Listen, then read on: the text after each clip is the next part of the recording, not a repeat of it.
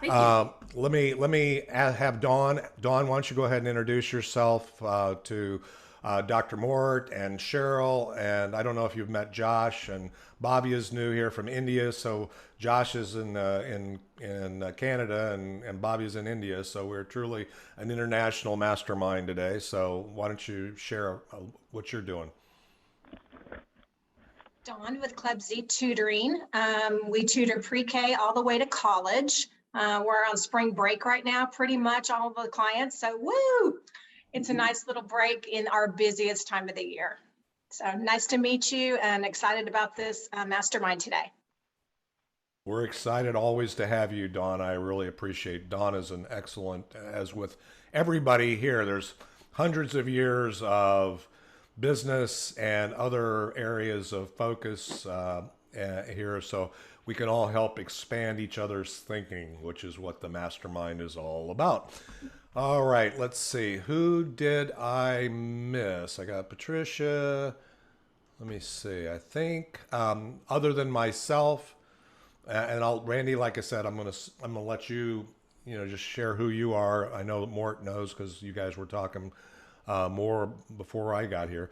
So, so my real focus is, you say, well, why are you running this mastermind? Why are you running this group? Well, this group's been in existence since 2014, and recently we've moved live this show, this mastermind, to the Be Connected platform as well. And I'm all about really building a community of servant leaders that understand why they're doing what they're doing, the unique value they provide, and really having clarity on the impact that they want to have. And then through building this community of servant leaders, we help each other achieve that vision, if you will, that dream of where we want to go. And I believe, anything is possible. My tagline is, if anything were possible, what kind of future would your life look like? What would it look like? That's not a destination, as the theme song for my podcast says that Ricky wrote. It's a journey, but we should all be striving to live a version of our ideal day. Therefore, what I do is I help people understand that and get inspired by, why they're here, the value they provide. If anything were possible, what kind of impact would they have? And then my life purpose is changing the world one dream at a time. So I'm always looking to really have clarity on what people are wanting to do. So I'm on a constant search for people who have a vision and have something that inspires them. If it inspires me, I might work with you kind of a little more intimately. If it inspires you, but I'm not that inspired because I retired 16 years ago, I'll definitely hook you up to somebody in the network and help build a team around you. So that's essentially what I do. So Randy, I'm going to mute myself here, and I'm going to let you.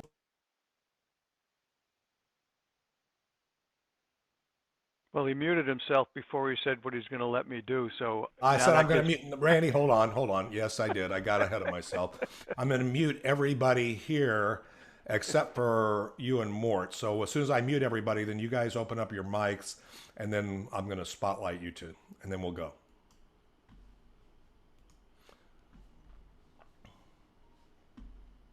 Okay, Mort, unmute. There you go. Okay, so the two of us are on mute, and I'll just give you a quick background on me. My name is Randy Sablik, and I am a retired corporate executive. I spent my entire career in the defense, aerospace, and high-tech industries. Spent most of my time fixing broken businesses, turning around underperforming businesses, and finding markets and ways to grow businesses that I thought had the potential to grow. And I did that as a corporate executive or an owner. And so I had a lot of fun, and that's enough about me. And I'm going to introduce our speaker today, Mort. And I just got to get my little cheat sheet. Okay. So for everybody out there, welcome to the Friday Richardson Plano Networker and our Connect to Thrive Mastermind with our guest today, Dr. Mort Orman. Dr. Orman's talk today is the secret to becoming a low-stress leader in a high-stress world. I wish I had heard that about 50 years ago, Dr. Mort. He's an internal medicine physician. He's an author, a stress coach, and founder of the Stress Mastery Academy. He has been teaching people how to eliminate stress without managing it, because you can't manage stress, but you can eliminate it, for more than 30 years. He's also conducted seminars and workshops on reducing stress for doctors, nurses, veterinarians, business executives, students, the clergy, and even the F.B.I. Dr. Orman's award-winning book, The 14-Day Stress Cure, published in 1991, is still one of the most helpful and innovative books on the subject of stress ever written. Dr. Orman and his wife, Christina, a veterinarian, live in Maryland. So please join us in welcoming Dr. Mort Orman. Thank you. Thank you. So I'm very pleased to be here. And David and Randy, first I want to just thank you for inviting me. I love masterminding. I love the concept, and I definitely agree with you that it's very, very valuable in today's world. So I want to thank you. And I want to thank all of you who are here, because if you really think about it, you know, there's something like 7 billion people on the planet right now. And what percentage of them do you think regularly spend time masterminding with other human beings? It's not, you know, you're in a really the top, you know, percentage of the people who are willing to take the time, invest the time to expand their horizons, confront their beliefs, and maybe have some of their beliefs challenged, and hopefully benefit from the whole process of exploring new ideas, listening to new ideas, and being exposed to stuff. So I really appreciate that. Thank you for having that spirit, bringing that spirit here. I'm here today. I've been helping people deal with stress for over 40 years now, mainly because I had a lot of stress myself before 40 years ago. I'm 74 right now. So the first 30 some years of my life, I had a ton of stress. And like most professionals, most health professionals in particular, you know, there's a lot of stress that comes with our occupation, and just the process of getting to that role, you have to go through a lot. And so I had the typical amount of stress most of my colleague friends had. And I just kept beating my head against the wall, unable to do anything about it, unable to control my emotions. I had relationship conflicts all over the place. I felt depressed at times. I was very anxious. I was absolutely petrified to speak in public. I could never do this back, you know, 40 some years ago. I would have been, you know, just shaking and trembling and just a nervous wreck. So I had all these anxieties, and I was a very angry person. I used to fly off the handle very easily. I used to get angry with my patients. Just a lot of volatility, just a lot of, and unable to control it, unable to stop it, you know. And there was a part of me that it kind of felt like it's never going to get any better. You know, I tried all the stuff, the stress management stuff, didn't help me, you know, and a lot of my colleague friends, you know, just resigned themselves to having stressful lives. That's just part of being a doctor or part of being a professional. You just put up with it, you know, you deal with it as best you can. And you pay a price, but, you know, it comes with the territory. So yeah, maybe you get divorced, and maybe you get an illness, or maybe you get high blood pressure, or maybe, you know, you don't feel as happy and joyous about coming to work every day, but that's just part of life, you know. It's just the way it is. And so I had that belief, I had that mindset. In no way did I ever believe that I could live a stress-free life, or have mostly a stress-free life back in those days. And then to have lived the last 40 years mostly stress-free is just like, very few people believe that that's possible today. But I'm here today because I absolutely believe it's possible. I know it's possible because I've done it, and I've helped other people do it. And I believe every single one of you here today already has the ability inside of you to live stress-free in today's crazy VUCA times. You know, I learned a new term today, but you know, we don't, and we probably don't believe that we have that in us. Like, I didn't believe I had that in me, but it turns out I did. And in retrospect, I can say, oh yeah, it was there all along. I just didn't see it. But if you had asked me back then, would I predict, you know, that I'd be able to really control my emotions really well, that all my relationship issues would stop bothering me, that my fear of public speaking would completely go away, that I'd go from being a very angry person to hardly ever getting angry anymore, and knowing how to get rid of my anger anytime it happens to surface. I would have said, no, that's not humanly, not only is it not humanly possible, but it's definitely not possible for me. Somebody else might be able to do it, but hell no for me. I don't have that skill. I don't have that ability. I don't even have that potential, to ever get there. So that would have been my mindset. That was my mindset back then. And when you go through a transformation and you get to the other side, and everything looks completely different, and the whole world of possibilities opens up, and you start exploring those possibilities, and they materialize into realities. And you look back and you say, like, I would have never believed I could have done that, But now, I mean, if you told me back then, I would have said, no, it's not possible. But now I know that it's not only is it possible, I actually know how I did it, and I know I can teach it to other people. So that's the path that I followed.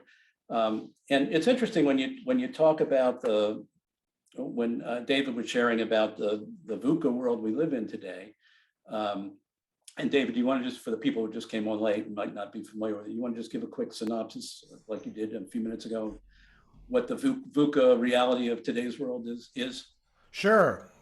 Always like to share, but try not to overshare. So especially when I have the power of your time. But VUCA is simply volatile, uncertain, complex, and ambiguous. We went through that in the COVID area. It's really a term that was coined in the Air Force by an Air Force colonel. And you can actually Google VUCA, and there's a number of graphics and training and everything, how to deal with a VUCA environment. But one of the byproducts or the side effects, let's call it that, of a VUCA environment that that Dr. Mort would understand is creating a high degree of stress. I think anybody, if they were in Ukraine right now, would say that they're dealing with some stress. I can't imagine anybody not in Ukraine. So when you're in a military situation where it is volatile, and pick the topic. If you're picking about our inflation, our financial markets, our political climate, the global economic environment, the global, any aspect of our world right now, it creates this volatile, which means it's changing all the time, just like Bitcoin or something. Uncertain means, the things that you've relied on in the past, your zombie brain, as I call it, may or may not work for you. So you've got to really think about it. Complex means it's not, okay, this is an easy answer. We see all that all the time on a lot of these social sites, right? Oh, well, this is the answer. We'll just do this. The reality of it is, no, it's complex, and there's very little single solutions. Every solution has unintended or intended consequences. So, and then ambiguous means even when you know and think and you've done all your analysis, you don't know if the vaccine will prevent transmission or receiving a virus, right? That's ambiguous, right? So it truly is proved out. So you have to make the best decisions you can and do it in a way that hopefully you can manage your stress, which is why I think Dr. Mort's discussion here is very timely. So anyway, hope that helps. I'm going to go off screen, and Mort, turn it back over to you. All right. Thanks for going over that. So I agree 100% that the state of the world we're in right now today, and the last 2 years plus the war, in Ukraine right now, definitely qualifies as a VUCA universe. But I would submit that it's kind of always been a VUCA universe. I know for me as a physician, I mean, you just described what it's like to be a physician. It's a lot of people think, we physicians have a lot of certainty and a lot of certain knowledge about stuff. We don't. That's kind of an air we have to give to have people have confidence in us, and that it actually is therapeutic for people to believe that. But we know on the inside, we know it's not true. We're just as uncertain as everybody else. But we have some skills for dealing with that, and we have all the science at our disposal to help alleviate some of the uncertainty. But even the science, when you get down to it, underneath it, it's still uncertain, and it's changing all the time. So the world we live in, and or if you're a doctor, not even if you're a doctor, whatever field you're in, you're going to have VUCA qualities to deal with, and you're probably going to have stress in one way or another. And stress can manifest or be a lot of different things in different situations for different people. But I think we can all agree that whatever stress we experience, it kind of holds us back from being the best we could be, from doing the best we could do at whatever it is that we want to do in life, from feeling, as happy as we can feel, and being as joyous, and just having the kind of life we want to have. If the more stress you have, the more that kind of is like an anchor dragging you down. And the corollary is, if you can imagine your life with no stress at all, and never having stress in the future, no matter what you get into or what complex or high responsibility job you take on or challenge you take on, if you could have no stress, wouldn't that be great? Wouldn't that free up a lot of you and allow your talents to be expressed? I think it would be boring. Well, no, not necessarily. Only if you don't do anything. But if you still are going out, doing things, and you have big goals, and you're taking on big, challenges, it's much better to not be dragged down when you're in that process, not have your energy sapped, not, God forbid, develop a health problem, or have one of your key relationships fall apart on you when you're in the middle of pursuing something in your career that you want to do. All those kinds of things can be a drain and a drag on ourselves. And you talk about, being the best leader you can be in today's crazy world. Well, the less stress dragging you down and interfering with your natural abilities, the less of a leader you're going to be. And the more you are able to free yourself from stress, then you will be able to shine, and you'll be able to, to hopefully be excellent at whatever it is you choose to do. So I look at stress that way. I look at it as something we all have, some more than others. It really depends on how you define stress, which we'll get into in a moment, because a lot of times people think, well, I don't have any stress, but it all depends how you define it. But the other thing I wanted to mention about the VUCA world that we live in, all those things are true, but there's another aspect to the world we live in that we often don't fully recognize, and that is how much people are lying to us and have been lying to us, and how those lies have impacted us throughout our lifetime. And the people who came before us, our parents, our grandparents, the people have been lying. And it's not just the politicians, it's not just the media. It's much, much deeper than that. It's our school teachers have been lying to us, and even more so in the last, 40 years or so. Some of our experts are lying to us, not thinking they're lying, they're not intentionally lying, but they're just telling us a bunch of stuff that isn't true. And one of the things that I found, and the way I was able to go from being highly stressed as a young physician when I opened my practice, and I was beating my head against the wall with all those problems I mentioned, the way I was able to get to the other side was by, fortunately, having the realization, after doing a lot of personal development work and getting a lot of input from lots of other people, that kind of expanded my horizon. I got to the point where I started to question everything that people believed to be true about stress, everything I was taught to believe to be true about stress. And when I started questioning that and considering that things that everybody believed may not be true, and then deeply exploring that, and then using those personal development connections and mentors and everything to explore, well, if that's not true, what is true?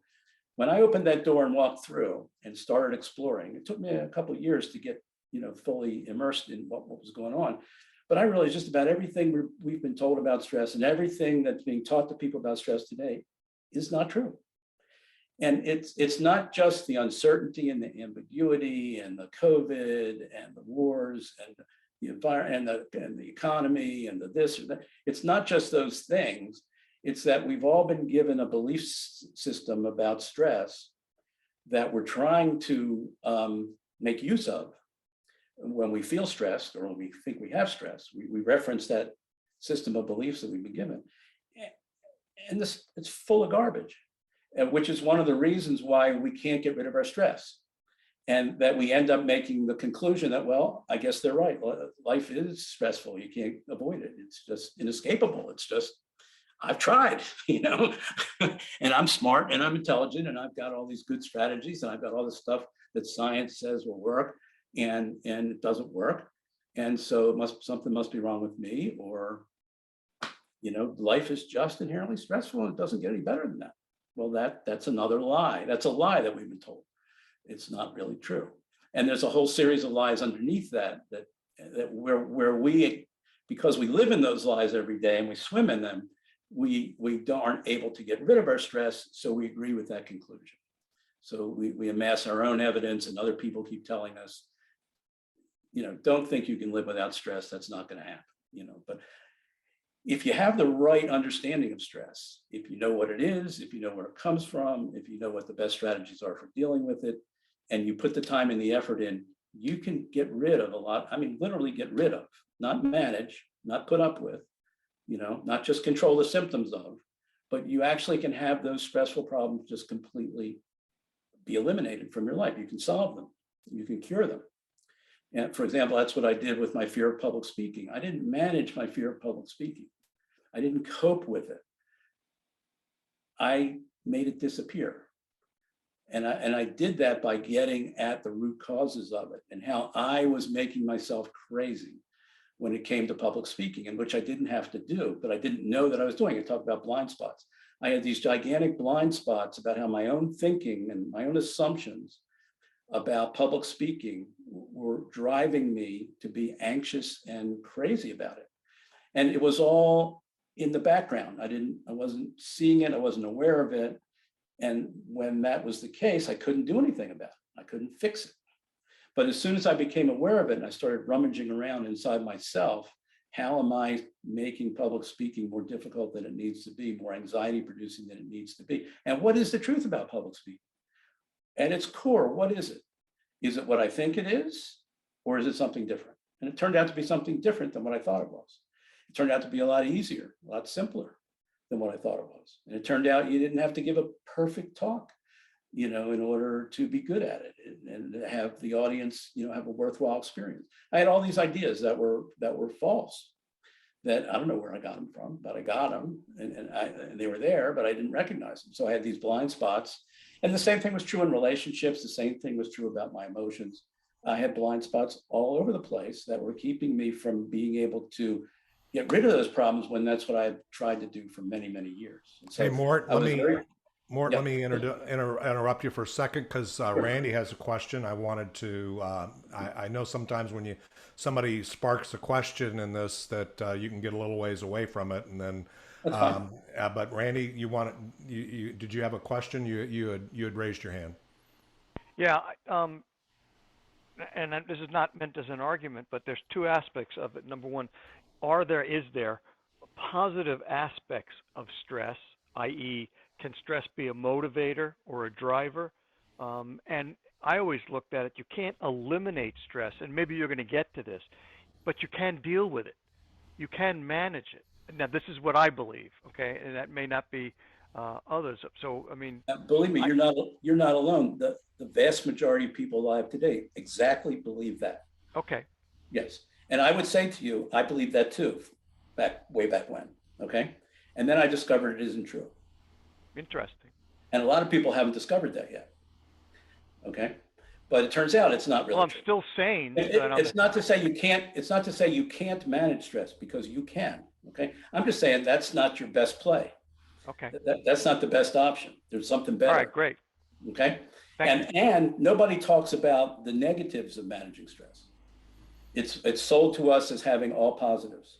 And there are a lot of positives. I mean, if you do yoga and you do meditation and you do physical exercise and you do relaxation, those all have lots of positive benefits. And they're certainly better than using drugs and alcohol and cigarettes and overeat. So there's a lot of advantages to those, quote, stress management techniques. But there are problems associated with them when it comes to dealing with our stresses in life. And very few people talk about that, particularly the people who are selling stress management. They're not going to spend a lot of time telling you about the downside. They're just going to emphasize the positives and encourage you to adopt that as your belief system and your strategy. It's not just a belief system, it's a set of behaviors. When you're stressed, they're telling you, go to that set of behaviors. That's your answer. That's your solution to dealing with stress in today's modern world. And it is one way of dealing with stress. But I would say it's not anywhere near as powerful as other ways that are available to us all. Okay. And part of your other question is, are there positive aspects to stress, or is there a good side? Again, it'll get down to how you define stress and what you think stress is, and that's a whole big issue. And so one of the things that let me just preface this by saying just about everything I'm going to tell you today about what I believe is true about stress, you probably haven't heard before, which is amazing because I've been saying it for 40 years. And every place I go, when I say it, people go like, wow, that makes a lot of sense. How come nobody's saying that? And it's not that nobody's saying it, there's just so many people saying the opposite and driving us to the opposite, the current stress management mentality, that it's like spitting in the ocean. You just can't make any traction, in terms of changing the discussion that goes on and the belief system that goes on. But anyhow, so what I basically discovered back 40 years ago, I discovered there's no such thing as stress. It's not a thing. It's not like a disease or a condition. It's not like appendicitis or diabetes or a COVID infection. It's just a buzzword. It's a wastebasket term that is used to describe a lot of other things which really do exist. Okay, so we use this term stress to refer to stuff. And stress itself is just a word, it's just an abstraction, it's a concept. Actually, it was invented in 1940 by Hans Selye, who's credited as being the father of modern stress research. And many of you have probably heard of Hans Selye. So he coined this term stress when he launched this new field of scientific study. And do you know, prior to 1940, no one ever suffered from stress. We went through World War I, World War II, Great Depression. Not a single person who went through those experiences ever said, hey, I'm stressed, because the word wasn't invented until 1940. Nobody used it to describe whatever they were suffering with. So they were suffering with something. Those were really hard times, and a lot of people suffered and had lots of issues, but we didn't have this term stress to label it with. So when I say stress doesn't exist, I don't mean there isn't something that we're referencing when we're saying we're stressed. And I also don't mean there isn't, all this stuff going on in our bodies, the stimulation in our bodies with chemicals and hormones and blood pressure and all the stuff that gets driven in our bodies. That's real, okay? And that happens. But it's even a mistake to describe stress or define stress as just those physiologic changes, because there's more. You have to ask yourself, what's causing those changes in our bodies? What's producing it? They don't happen on their own. They're not happening for no reason. Something's driving them. And that something is what we use this term stress to refer to. So what I discovered over 40 years ago is that I never suffer from stress. And whenever I can't deal with stress, because it's like a unicorn, it's just this concept. You can chase it all you want, but you can never catch it, And I realized that whenever I say I'm stressed, what I really mean is I'm having problems in my life. There are things going on that are bothering me that I would rather not have. And that's, I think, what we all mean when we say we're stressed. And you could say you're stressed, David, you could say you're stressed, and we could be talking, and I could say, well, I'm stressed too. And you have no friggin' idea what's going on in my life that I'm referring to, and I would have no idea what's going on in your life.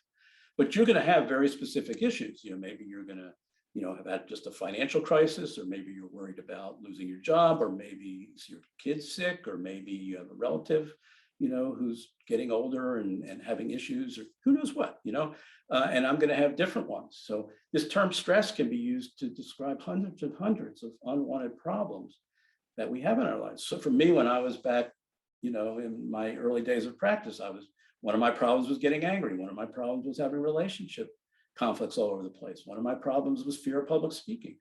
So these were very specific problems that I was having. And if I said I was stressed back then, that's what I would have been talking about. But you see, when we when the world teaches us to take all our problems and put them in one basket and label that basket stress, and then ask ourselves, how can I deal with my stress?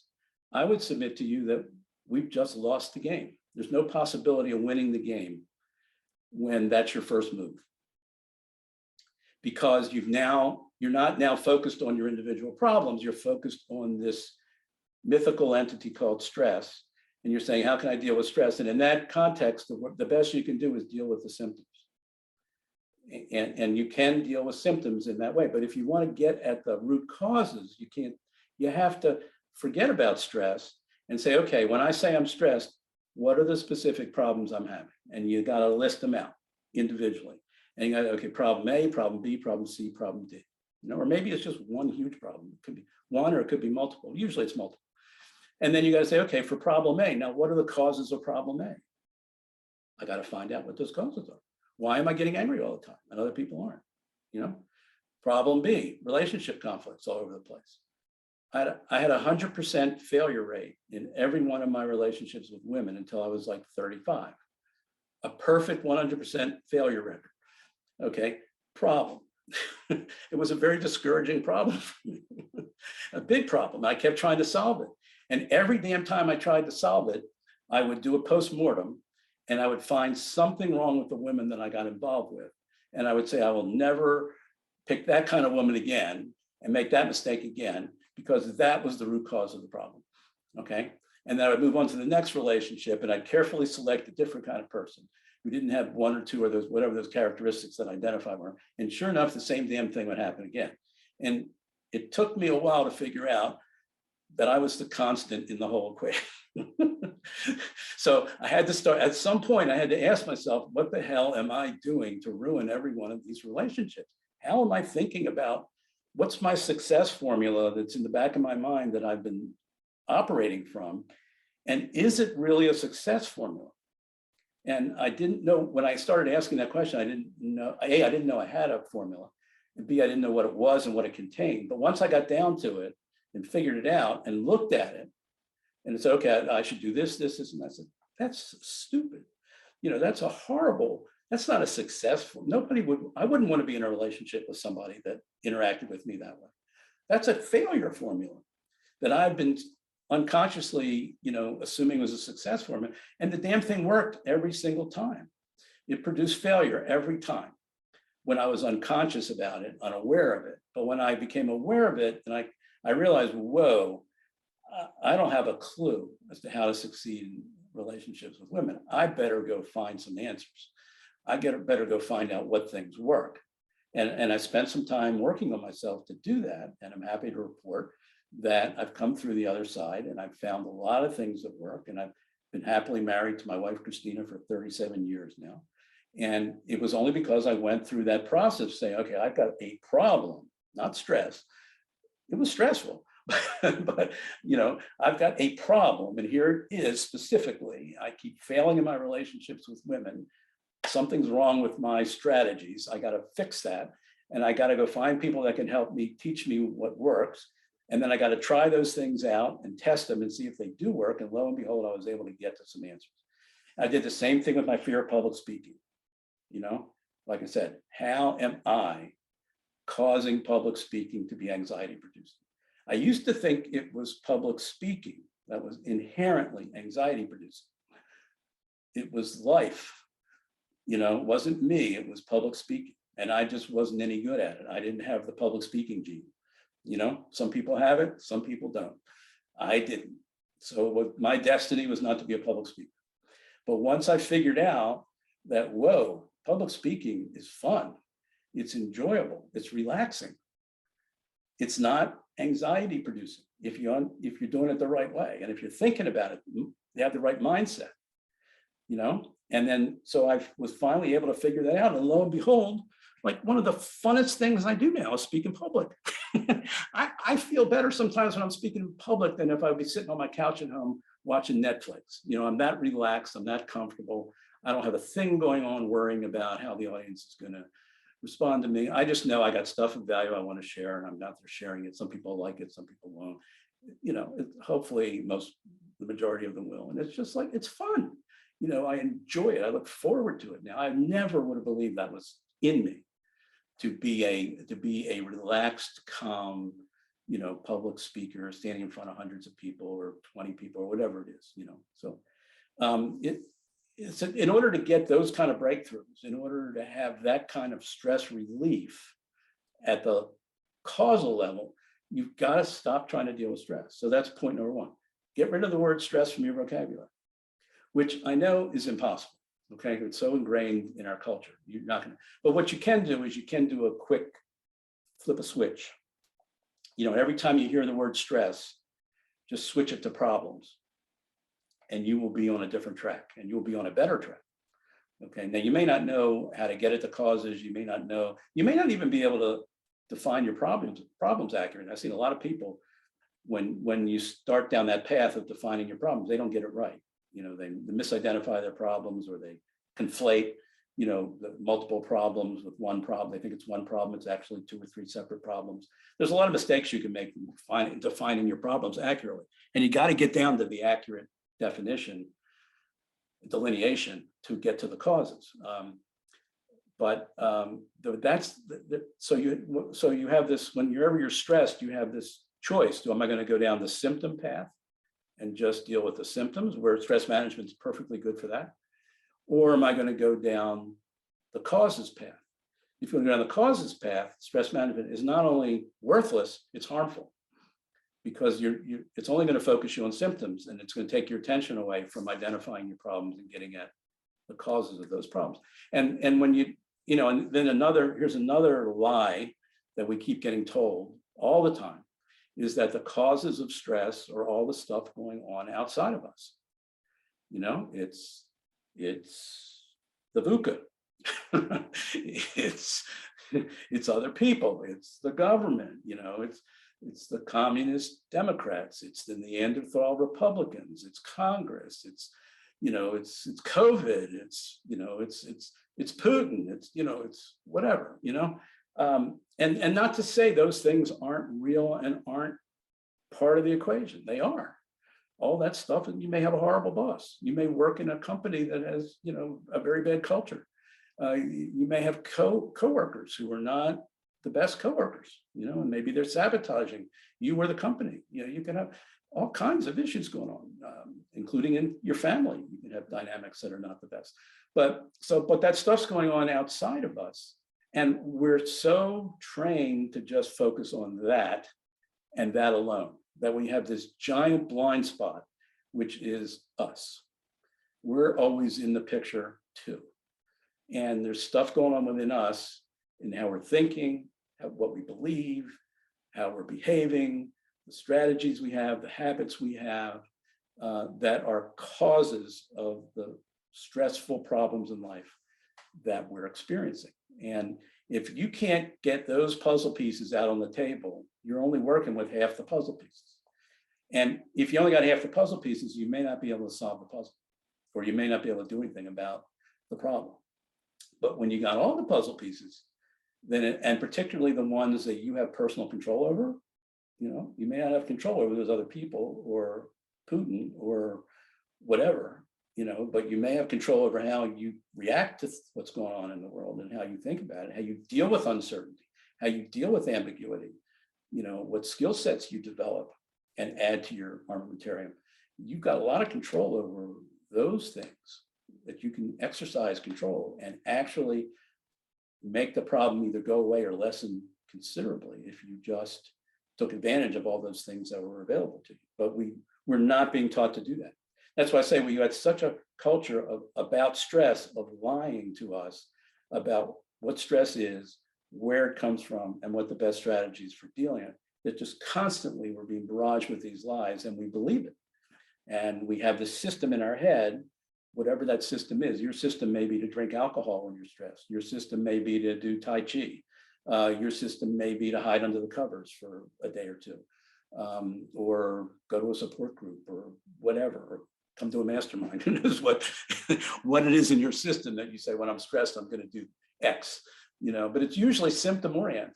Although sometimes you may get at causes accidentally, but what you really want is you want a system that's 100% geared towards causes. that takes into account the external causes and also particularly helps you identify the internal causes. So those are things that I discovered, mistakes I was making 40 years ago, that once I realized I was making them, I was able to correct for them. And I tell you, the last 40 years of my life, I hardly ever get angry anymore. I used to get angry, 10 times a day. And it's only because I now understand how I produce anger within me, how I'm thinking exactly. I'm thinking A, B, C, and D every single time I'm angry. And I know exactly, and cognitive behavioral therapists have, figured this out too. So it's not just me, but you can figure out exactly why anger happens for human beings and for you as a human being. And you can know in advance that anytime I'm angry, I got to be thinking this, and this. And then you know that, and then you can go, okay, now is this, are each of these true? Okay. Is it true that somebody did something bad and wrong that they shouldn't have done? You're never angry unless you're thinking that at some level. Okay. But is it true? You're never angry unless somebody was hurt. Somebody did something bad and wrong, and somebody was hurt, harmed, negatively impacted, by what was done. You're never angry unless you're blamed for if number one is true and number two is true, the person who did those things is unilaterally responsible to blame, and I had nothing to do with it. It's totally one-sided. It's all their responsibility and blame. I'm completely innocent in the matter. Okay, those are the three ways you got to be thinking to get angry. And you know what? When you understand that about anger and your own anger, and every time you get angry, you start looking at it and saying, is number one true? Is number two true? Is number three true? You'll often find that one of them isn't true. What do you think happens to your anger? What do you think happens when you when you're thinking somebody else? Pardon me, my voice disappeared. 1 second. When you're thinking that the other person's 100% responsible for something bad that happened, and lo and behold, you see, oh, wait a minute, I think I played a role in that too. I did something 2 days ago that probably pissed this person off, and now they're unconsciously retaliating against me. And I didn't see that before when I got angry with them. I just looked like they just did something horrible for no reason whatsoever. But now when I really think about it, oh yeah, I can see I did something 2 days ago that really bothered them. And that's probably why they did what they did. What happens to your anger the minute you understand that happened? It just goes away. You didn't have to punch a punching bag. You didn't have to take deep breaths. You didn't have to count to 10. You didn't have to do any of that stuff. You just recognized that one of the thoughts that was driving your anger was false. And you corrected it. And the anger just could not be supported any longer. It turned out it was fake news to begin with, and you didn't recognize that. But as soon as you do, you realize, oh, well, that wasn't the real story. The real story was this, or somebody did something bad and wrong they shouldn't have done. Well, is that really true? Well, a lot of times we judge people as doing something bad and wrong when they're really not doing anything wrong at all. They're just doing something different than the way we think it should be done. So it's not really true that what they did is inherently bad or inherently wrong. It's just we would prefer it was a different way, or they did something different. But if we really had to stop and ask ourselves, is it wrong or is it just different? We have to know, I guess it's not really wrong. It's just I would do it differently. I know my wife. Yeah, go ahead. I want to ask you. I see a few questions queuing up here. Okay. So what I'd like for you to do, if it's okay, is for you to kind of ping through the root causes that you're talking about, the things we should consider relative to stress, and then I know you've triggered because as you prefaced this, you've triggered a lot of thoughts about, okay, well, this is what I've always believed. Randy offered that up as in natural Randy Sablich form, and he's got a belief system that he's not shy about, and it would be helpful if we kind of get through those so we can have some time before we have to land the plane to have some interaction, some discussion. Sure. And I hate to just keep interrupting you through. So is that all right? Yeah, feel free to interrupt anytime you want to. That's fine. Okay, but I prefer to kind of for you to get through because this is good stuff and making a lot of. I'm getting clearer on kind of the picture, but I want to see the picture. Okay, so tell me again. Tell me again what you want me to address. Well, just go through if we've gotten through all the elements of things that we need to talk about in terms of you know Well, stress, I can summarize my system, my philosophy for understanding stress today compared, and for the last 40 years compared to when I was highly stressed as a young physician and having lots of personal stuff and professional stuff to deal with that a lot of professionals have. And I was very stressed, couldn't get rid of it, had a breakthrough, saw things differently. It didn't just happen overnight, but I explored the implications of that. And it basically came down to a different way of thinking about stress. So firstly, I don't think that I suffer from stress anymore, or that any of you do. I think that whenever we say we're stressed, we're having problems, and we need to get specific about those problems. And we have a choice. We can either decide to deal with the symptoms of those problems or the causes. If we want to go for the causes, which I think most people would prefer to do if they could, okay, then you have to realize there's always two types of causes. There's external and internal. And everybody can clearly see the external causes, and everybody's pointing out the external causes to us. But what almost nobody's talking about is the internal causes. You won't read about them in the media. You'll just read about the dastardly things that people did to upset other people. But you won't they won't talk about what was going on inside those people who got upset, that they were contributing to being upset by whatever the dastardly people were doing. Okay, and they may not have even been dastardly people, but the media will portray them that way.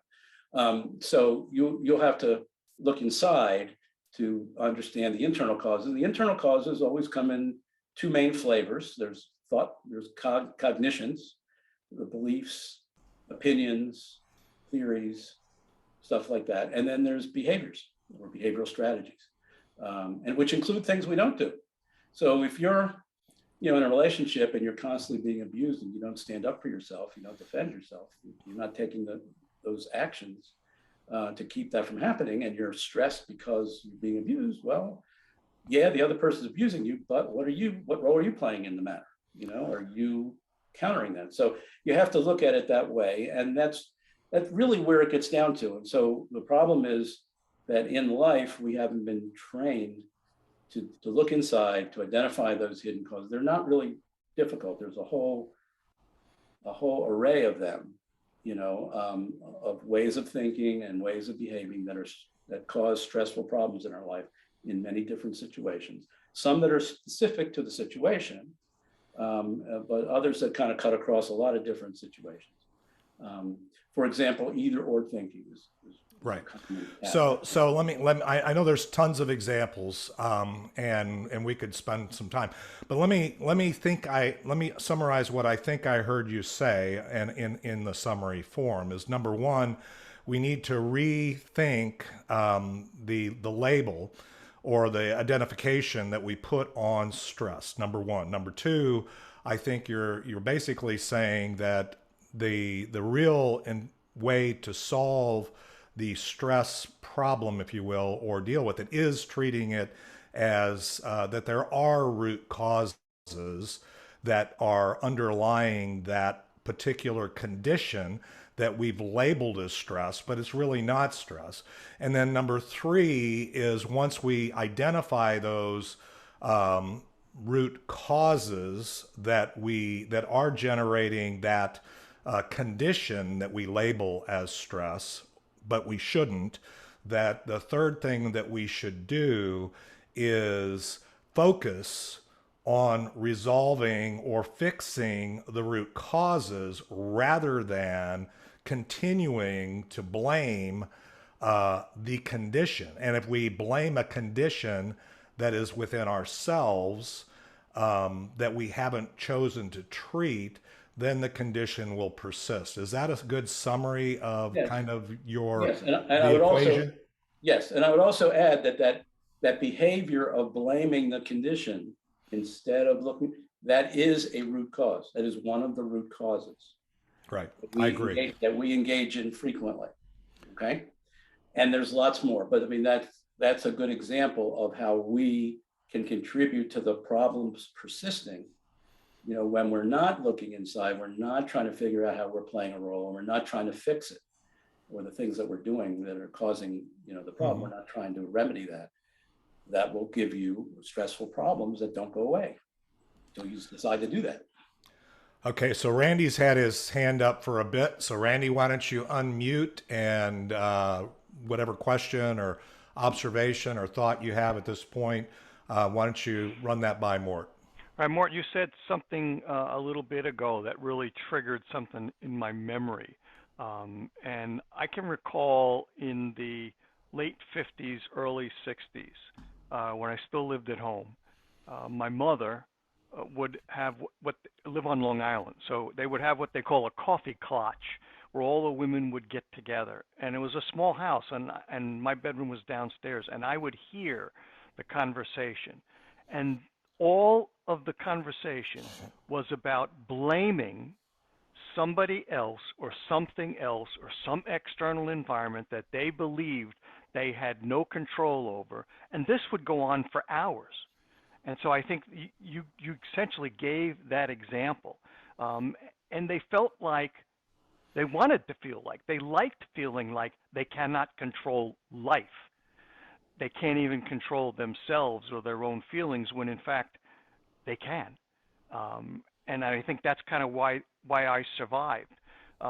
There are stressors. I don't, you know, I don't like to think about stress. There are stressors, like it or not.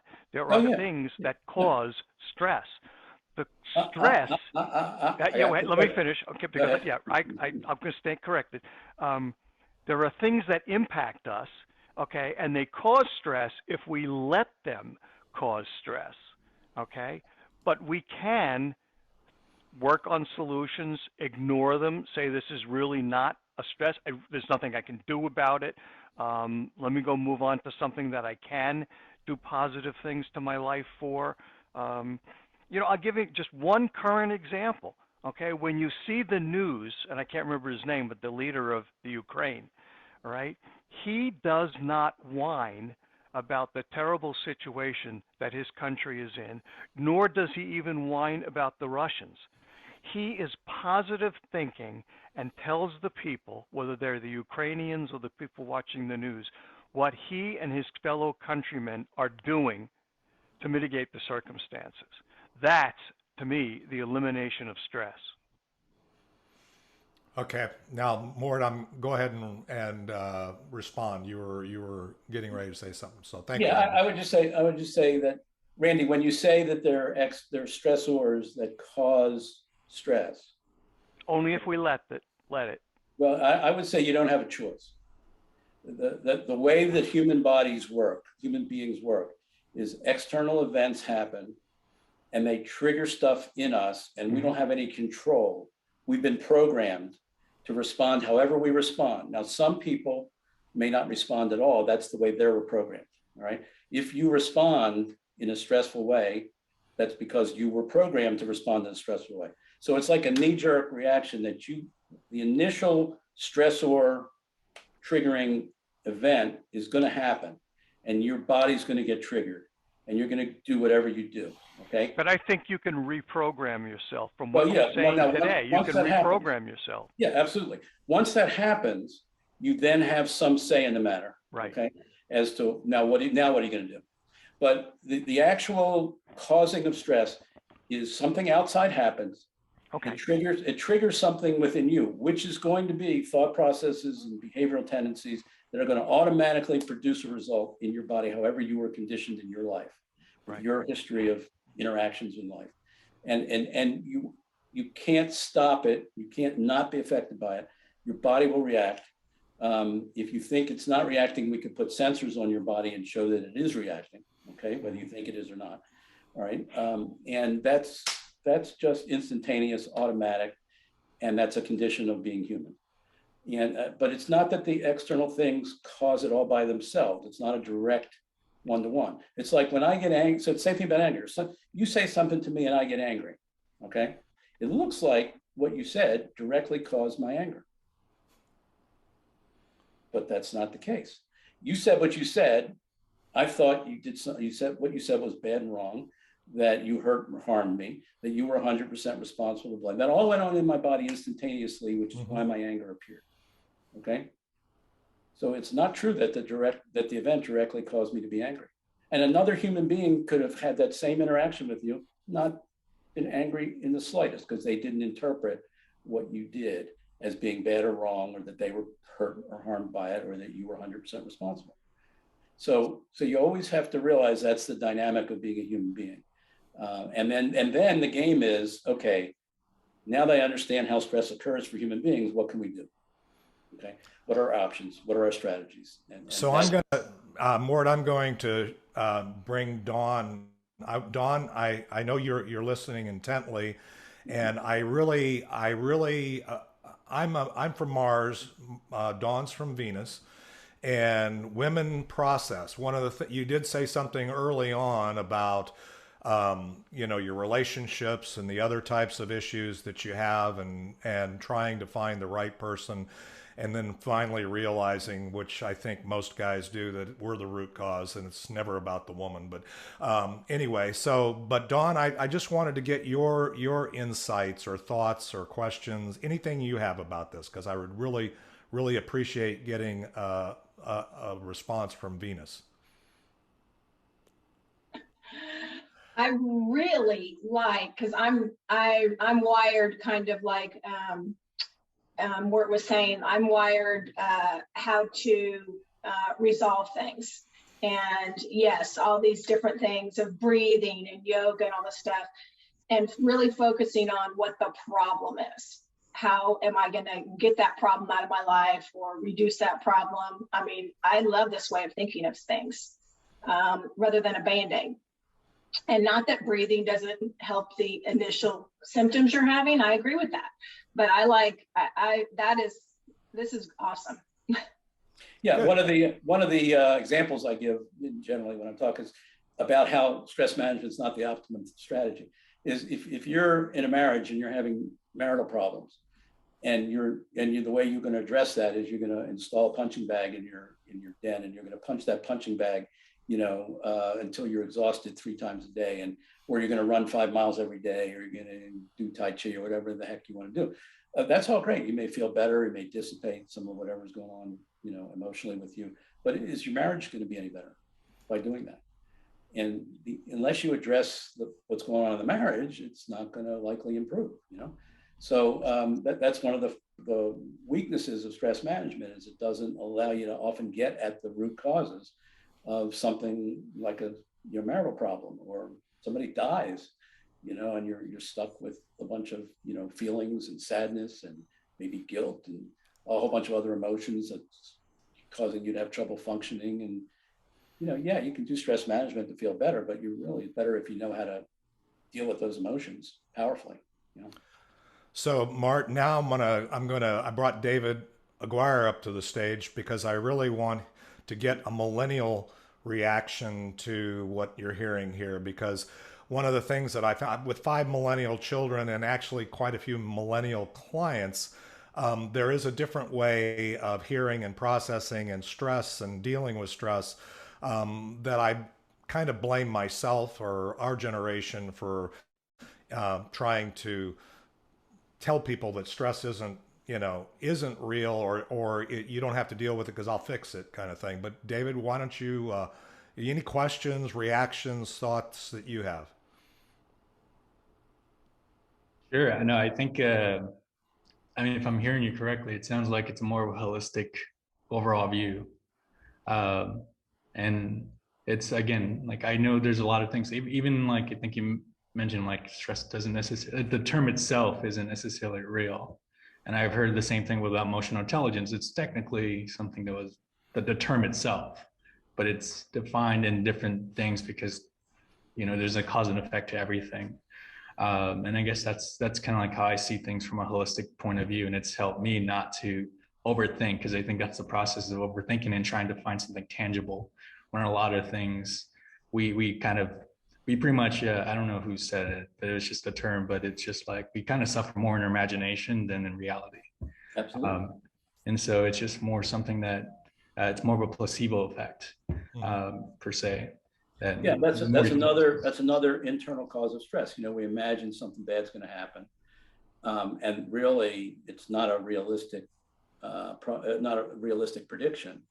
It's not a good prediction, but we just get caught up and we assume it's going to happen, or we're afraid it's going to happen, and it doesn't. A lot of times, it doesn't happen. So we go through this whole phase of worrying and making ourselves anxious over something that didn't turn out to happen, which is part of. I mean, we all do that. I mean, it's a natural part of being human, but it's just when you point it out, you say, yeah, that's what we just did. And that's why we felt bad. And we didn't have to do it. You know, it just gives it just bathes it in truth rather than mystique and mysteriousness and, you know, ambiguity and all that stuff you were talking about. Yeah. So Mort, we're getting close to land the plane here, and one of the things I'd like for you to do is kind of like I do in my podcast, and I like to do it here if I can with these masterminds. Is this has been great conversation. I appreciate the reaction. By the way, when you wrap up here, Patricia would like to know the name of your books. So if you want to share that, and then also if there's a link to it, you can put that in the chat. But so if you want to leave us with anything, and if there's anything we can do to serve you going forward, I'd like for you to share that right now. Well, I think I have an email list where I send out emails every Monday, Wednesday, and Friday, and I pick a topic related to stress in one way or another, whatever crosses my mind that week, and I share that with my list. And if you want to get on that list, go to my website, and there's a PDF that I have for download that goes through some of the costs that we pay for having stress and we don't deal with it effectively. It's a quick download, quick read. But anyway, I'll get you on my mailing list, and then I can share my thoughts with you over time as we go forward. And you can interact with me. You can email me back, ask me questions, stuff like that. So the website is docorman.com, DOCORMAN.com. And that would be the best way to keep in touch. And then I can tell you if I'm doing events or if I'm doing a training or something like that, I can let you know about that kind of stuff. So that would be a way you can support me and a way that I can support you in continuing these kinds of discussions about stress. Because like I said, usually the stuff I talk about is unusual for a stress expert to be talking about. Well, that's brilliant. And for those that are watching this on replay, which ends up being the lion's share of the folks that see this show or see this, is I will share that link. In fact, Mort, if you have any other links that you'd like me to share once we put up the replay of this, I will do that on the YouTube link. So that'll be a place, as well as I'll share it in our private Facebook group. Well, thank you. You asked about my books. Most of my books are on Amazon. Just go on Amazon, just put in Doc Orman, and you'll find I've got about 10 of them on Amazon. Yeah, I've seen those, and they look great, and give us something to do in terms of getting our head around the stress and the root causes and all the things that we can do, because Lord knows we all need to work on that. So, well, I appreciate you, Dr. Mort. Mort, that was amazing. I appreciate it. I know that it's been a blessing to everybody here. And again, I want to